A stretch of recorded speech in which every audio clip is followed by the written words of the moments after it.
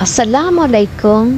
Meron na naman tayong na-discover na recipe na kung tawagin ay garam masala chicken. Napakasarap at napakasimple lang itong gawin. So panoorin niyo ang aking video hanggang sa dulo para malaman niyo ang aking recipe.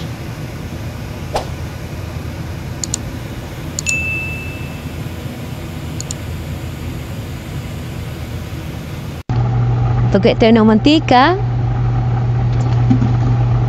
Kita muna natin ang ating mantika bago natin ilagay ang ating garlic. Lagay tayo ng garlic. Then, igisa natin hanggang sa hindi mag-light brown.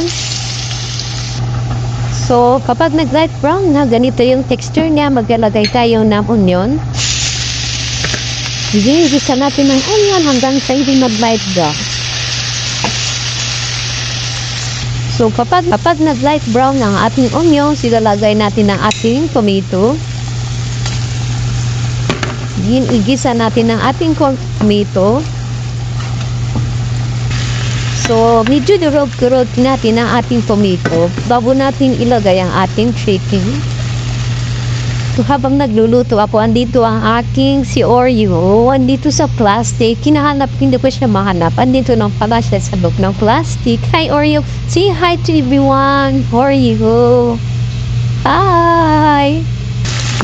So, kapag ganito na yung texture ng ating tomato, na durug-durug na siya, sing-durug ng ating mga tuso, ilalagay na natin ang ating chicken. Yung chicken natin ay halo-halo na, may guto, may laman, basta may wings. And then, haluin natin.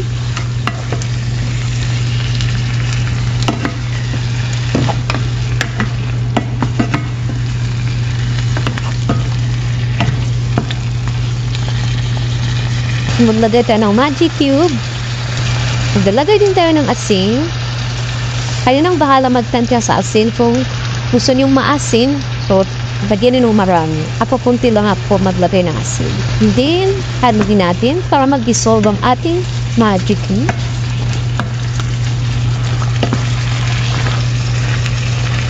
Maglalagay na tayo ng mga spices. Coriander powder, 1 teaspoon. Black pepper, 1/2 teaspoon. 1 teaspoon of curry powder. 1 teaspoon din na mixed powder. Chili powder na 1 teaspoon. At garam masala.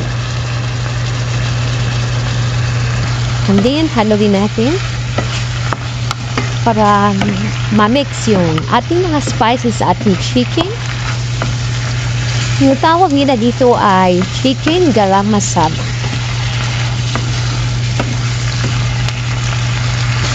Maglagay tayo ng konting tubig.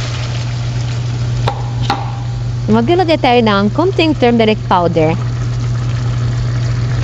And then, haluin natin.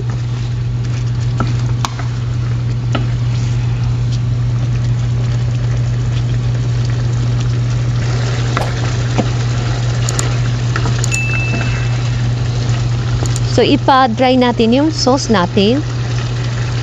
Kailangan kasi konti yung sauce. Medyo nag-dry na ang ating sauce, pa-dry pa natin ng konti. So, luto na siya, guys. Kakain na tayo.